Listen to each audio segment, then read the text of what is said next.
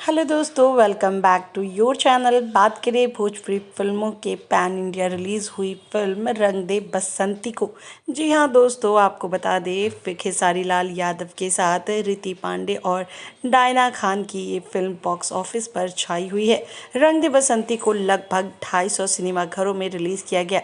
खेसारी लाल यादव की रंग दे बसंती का आज तीसरा दिन रहा बॉक्स ऑफिस पर।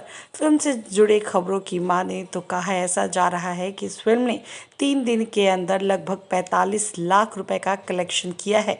यही नहीं, फिल्म से जुड़े लोगों ने बताया है कि फिल्म को मल्टीप्लेक्स पर अच्छा रिस्पांस मिल रहा है। हालांकि फिल्म का बजट लगभग 10 करोड़ रुपए बताया जा रहा है।